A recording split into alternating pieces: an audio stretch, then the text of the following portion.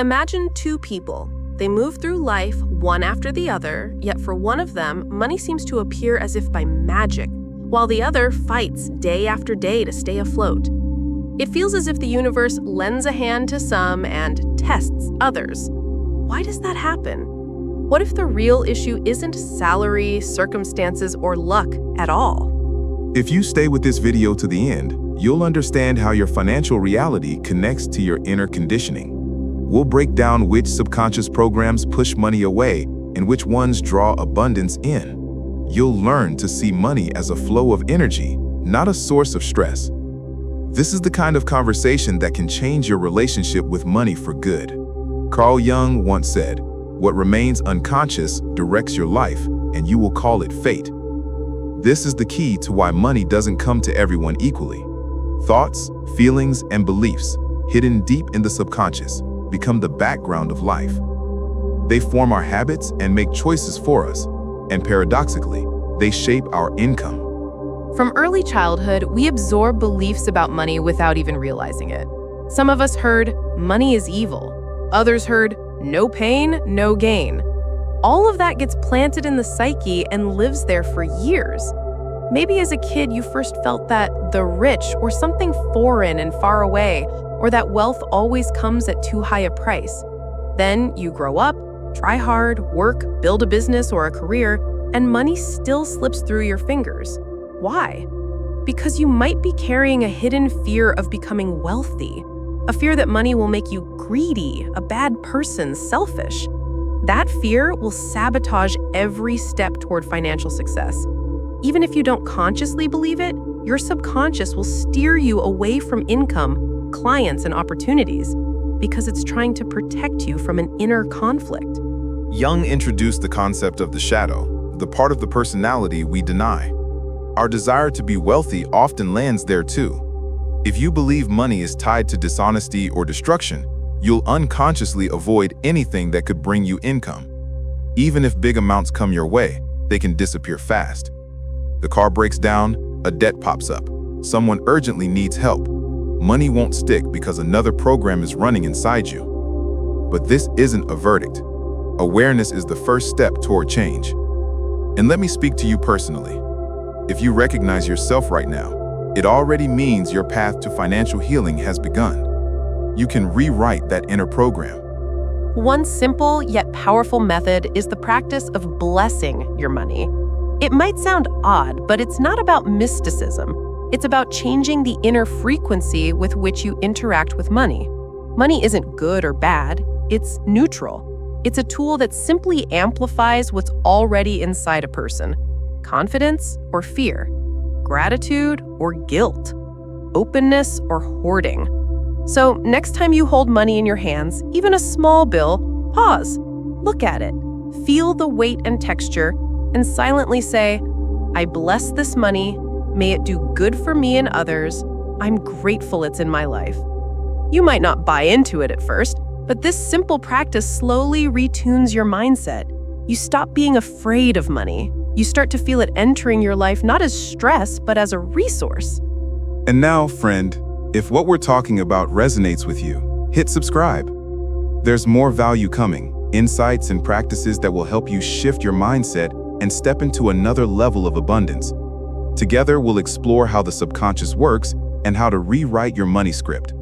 A change in thinking starts small, but leads to big outcomes. Sometimes a small amount of money seems trivial. Try looking at it differently. Take a moment, hold the bill, feel it, and say, "I bless this money, and I'm grateful for abundance. May it do good to me and others." This simple, mindful ritual can quietly, but powerfully change how you see things. Instead of anxiety, you'll feel lightness. Instead of tension, calm. Money will stop feeling like an enemy or a stress trigger. It will become associated with possibility. We rarely think about where our beliefs about money come from, but they're formed in childhood. If money was the reason for fights around you, if you heard that rich people are greedy or that money ruins character, these ideas grew roots in your subconscious. Carl Jung said, "The unconscious is a powerful force that influences our entire life." And he was right. Because if deep down you believe money is dangerous, your mind will find ways to keep it away from you. Think about it. Have you ever noticed that as soon as you have money, an unexpected expense shows up? Something breaks, a debt resurfaces, someone urgently needs help.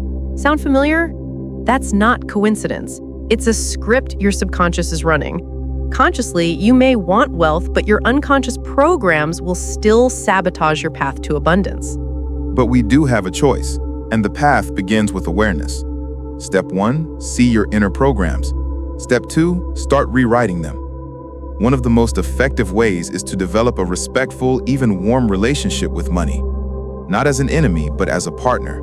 Not as a source of anxiety, but as a channel of energy that helps you bring your dreams and goals to life. Try this practice. Every time you spend, whether it's bus fare, a coffee, or a bill, say to yourself, "I'm grateful to be part of this flow. Money moves to me and through me, and this flow is always open." This mindset works like tuning an antenna. You catch the abundance wave, and your relationship with money shifts. Tension is replaced with trust, and with trust come new opportunities. Look around. Notice how financially successful people behave. They don't freak out over every penny. They don't spiral when paying bills. They're confident. Money comes and goes, but the flow continues. Why? Because there's no fear running the show inside them. And you can grow that confidence too. Jung said, "What we project from within shapes the outer world." If anxiety lives inside you, you'll get instability outside. If you cultivate gratitude and calm, the world responds in kind. So start small. Notice every inflow of money, even a modest one, and say thank you. That's not just good manners. It's a powerful inner setting that rewrites the old scarcity program. Yes, it takes time, but the payoff is worth it. Let money stop being a stressor and become a partner in your growth, and you'll be surprised how your life begins to change. Have you seen how some people seem to have money show up almost on its own, while for others it slips through their fingers no matter how hard they try? It feels like an invisible force is running the show. That force is your subconscious. As Jung emphasized, our unconscious beliefs shape not only personality, but the structure of life itself. If a scarcity template is wired inside, it will show up as debt, surprise expenses, and missed chances.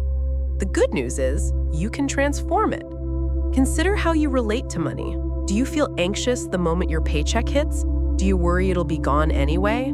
Many of us replay those emotions, and money, like any energy, feels our vibe. When someone receives any amount with gratitude, they strengthen the flow. When someone immediately thinks it still won't be enough, they lock in a poverty mindset. Picture one person getting paid and smiling, thanking the money, feeling glad abundance is stepping into their life. Another person frowns and thinks only about expenses. Who do you think will have more financial openings in the future? Jung believed the subconscious responds to emotion. That's not just pretty talk. Small rituals of gratitude for income are practical tools to rewire your neural pathways. Here's a simple, powerful one. When you receive money, pause, touch it, feel it, smile, and say, "I'm grateful this money comes into my life. I'm open to even more abundance." Even if the sum is small, gestures like this shift your inner setting first, and the outer reality follows. By the way, have you ever tried relating to money with joy instead of suspicion? Play with it. When you give, say thanks. When you buy, enjoy the exchange.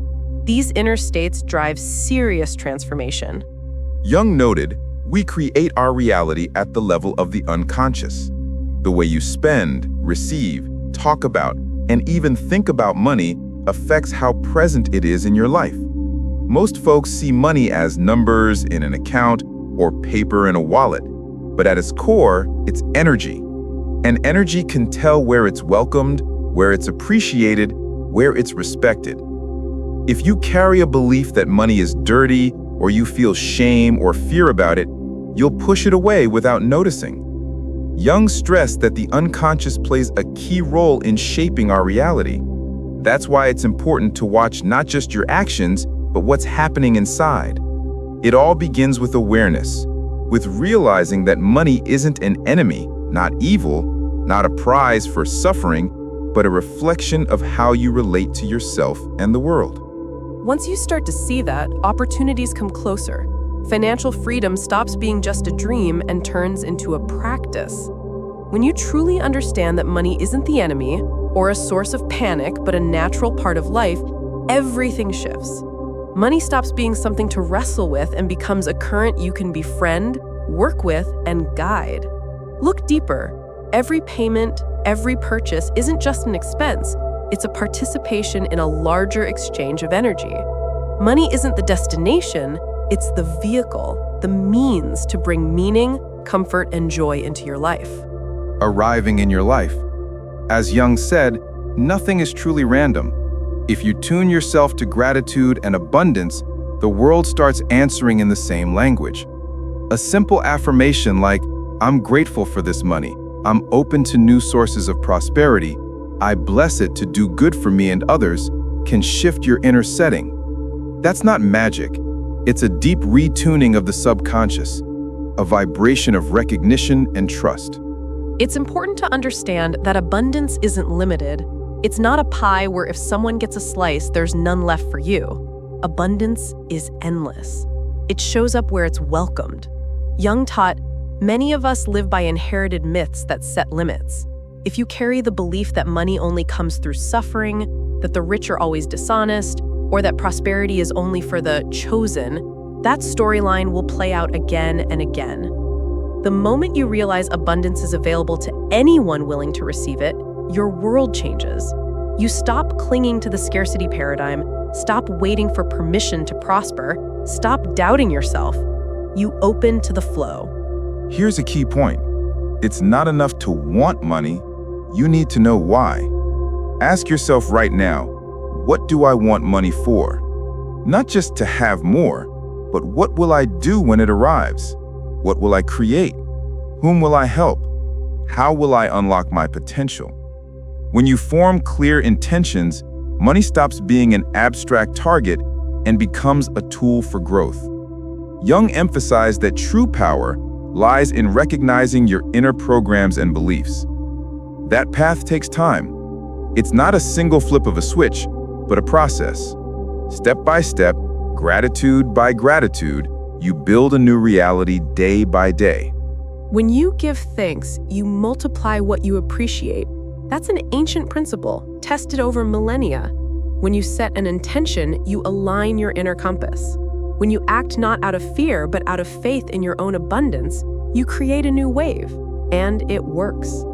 The next step is owning your inner worth, because that, not outer circumstances, is what attracts money. Jung said, see your uniqueness and talents as a resource of value to the world.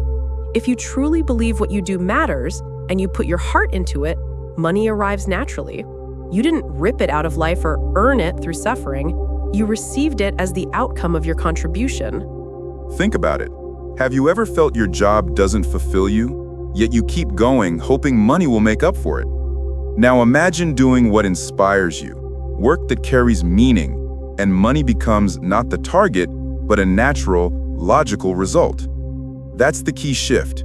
From struggle to flow, from tension to creation, from doubt to self-trust. Many of us don't realize how deeply a sense of guilt about material well-being has taken root. In some cultures, there's still a belief that wealth is something dirty, shameful, or unworthy of a spiritual person. As long as those thoughts live in your subconscious, they'll block the path to real abundance. Jung stressed that to be whole and successful, a person needs to accept all parts of themselves. That includes the possibility of being materially secure, having resources, and chances to carry out what you envision. If you see money as evil, at a subconscious level, you'll push it away. But money isn't the enemy. It's just a tool to bring ideas to life, develop projects, help others, and grow yourself. If you genuinely want change, start by being grateful for what you already have. Even if the amount seems small, thank it. It's part of the flow you're just beginning to open. When you tell yourself, I'm grateful for this money and for being able to use it in ways that benefit me and those around me, you trigger a chain reaction. Your subconscious gets a clear signal. Money is good. It's a resource. It's creative power. Jung repeatedly stressed the importance of integrating all sides of your personality. Integration is the path to wholeness, and money is also part of your life. Don't reject it. Don't be ashamed or afraid of it. Learn how to interact with it consciously.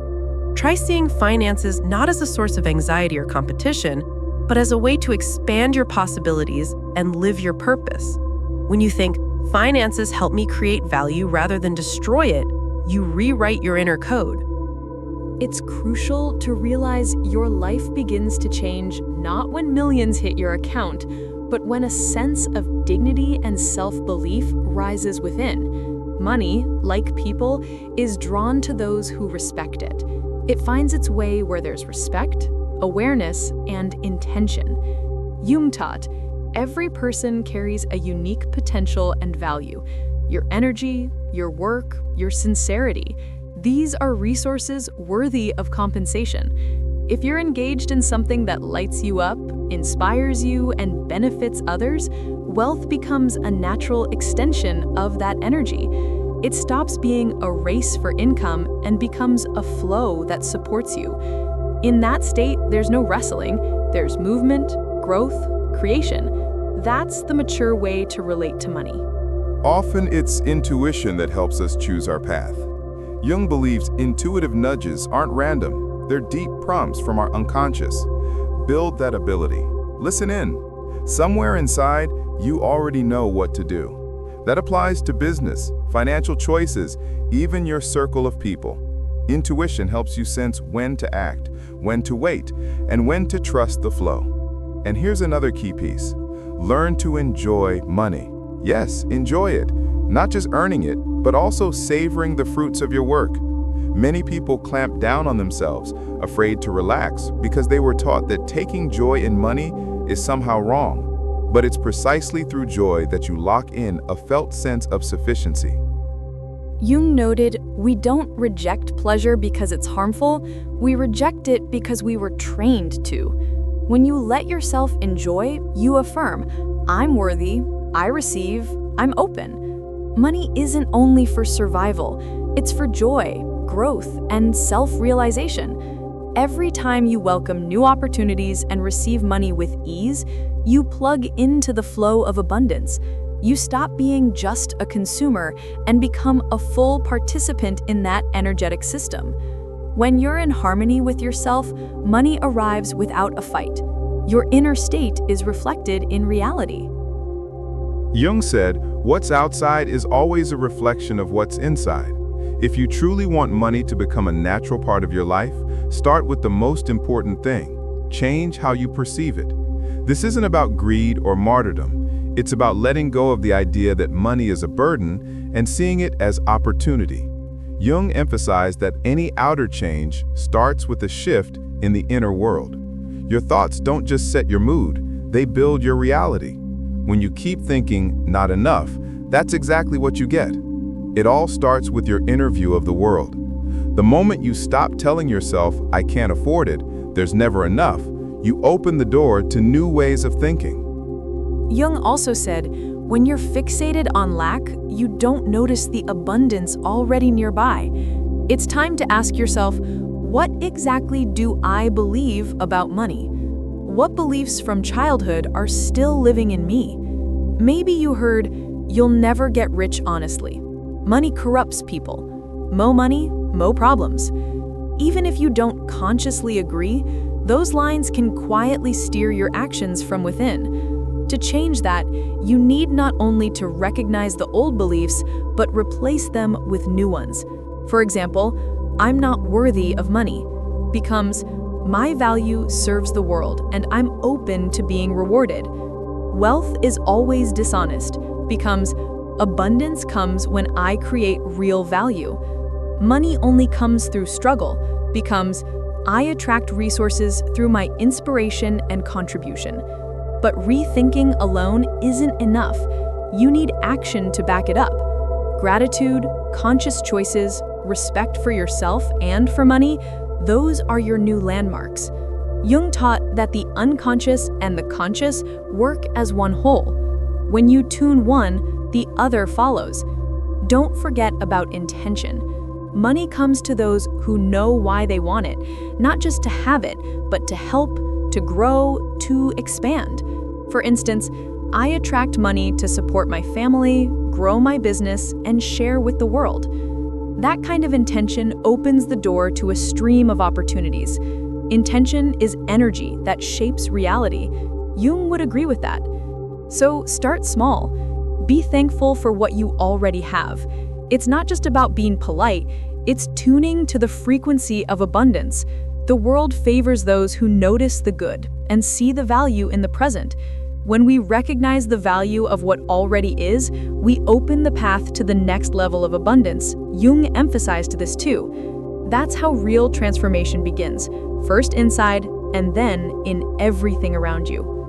Have you ever noticed how life changes when you stop treating money as the ultimate goal and start seeing it as a tool for creativity, growth, and a mindful life? Jung said, a person who accepts every aspect of their life, including the material, can reach true inner well-being. Financial freedom starts when you release guilt, fear, and a sense of unworthiness. The moment you stop thinking of money as something dangerous, you notice how it becomes a means of living your values rather than an object of struggle. Dear viewer, you might be noticing how many limits live in your head. Not because you're lazy or incapable, but because old programs won't let you give yourself permission to have abundance. The shift from survival to abundance is, first and foremost, an inner shift. We begin to feel money as energy rather than shortage. Jung stressed that personality forms in the context of interaction with the world. That means your environment is one of the biggest factors. If you constantly hear, "There's no money," "Rich people are crooked," "That's not for us," those beliefs seep in and start to feel like your own. Change your surroundings. Spend time with people who believe in growth, who look for meaning, who can get inspired. In an environment like that, your sense of possibility expands on its own. The energy of money is the energy of movement. When you're tense, it gets blocked. When you're relaxed, open, and grateful, it begins to flow freely. Jung said, everything external mirrors the internal. If confidence, dignity, and calm live inside you, the outside world will answer with opportunities, income, ideas, and connections. If fear, shame, or "I'm not worthy" sit inside, money will keep passing you by. The whole thing works like a mirror. Let me ask you something important. When you think about money, what do you feel? Joy or anxiety? Be honest, because that feeling is the main beacon your reality steers by. The path to abundance runs through lifting old bands. Many came from childhood lines like, "Don't stick your neck out," "Money's not for people like us," "Earn it first, then maybe." But you've grown up. Those limits don't own you anymore. This is where working with the subconscious helps. One of the most powerful tools is visualization. Picture yourself in a future where you're free from money anxiety, where you're not afraid to spend, where you calmly receive large sums. Jung often repeated, harmony between the inner and the outer is a condition for success. If there's an inner conflict, say you want money but feel ashamed of it, abundance can't enter. The energy is blocked. When you align your thinking and your actions, you become a magnet for resources. You don't just daydream, you tune your brain to the right station, and it starts noticing opportunities you used to walk right past. Friend, repeat a simple practice every day. Close your eyes. Picture yourself successful, confident, generous. Feel how easy it is for you to interact with money. Smile. Say thank you. Feel how light your life is in this new state. Believe me, this isn't just imagination, it's a starting point. You're already on your way. If you truly want to attract more money into your life, begin with the essential. Think and act as if financial abundance is already your reality. That doesn't mean reckless spending, not at all. It means investing in yourself, your knowledge, your confidence, and your growth. That's how money can tell it's welcome. Jung emphasized that when a person doesn't manage what comes into their life, they lose control over their reality. That applies to everything: time, relationships, goals, and of course, finances. Managing money isn't just about piling up savings. It's the ability to direct, use, and respect the financial current. Every decision you make about money is a step toward or away from well-being. By changing inner settings, you restructure the outer reality. That's not magic, it's psychology. Jung taught that to change your life, you need to change your inner reality. It sounds simple, but it takes practice, because fear is the most common companion of the money topic. People fear there won't be enough, that it will all disappear, that they won't be able to earn. But that fear is just a shadow you can and must light up with awareness. Fear isn't just a feeling, it's a force that can block our potential, Jung argued. To move through it, don't avoid the money subject. Take responsibility instead. Don't blame circumstances. Know that you're the one steering your financial future. Every one of us has a right to abundance. Not a chosen few. Everyone. When you accept your value, your knowledge, your work, money starts reflecting that. It goes where there's respect, gratitude, and clear intention. Look around. Opportunities are everywhere, but you'll only see them when you stop treating money as a threat or something unworthy. Your financial flow reflects your inner beliefs. If you're sure of yourself inside, money will meet you halfway. And now, my friend, if you've listened this far, you already hold the keys to both inner and outer abundance. Subscribe so you don't miss new videos about consciousness, money, and the power of mindset. Let the right ideas show up at the right time. Remember, gratitude for what you have creates space for what's coming. Share your resources, your time, money, attention. Generosity isn't just a virtue, it's a channel through which wealth circulates. Jung said, all outward events mirror the inner state. When you work on your mindset, you work on reality. Your awareness is the main instrument shaping financial success. So let your path to abundance be mindful, balanced, and free.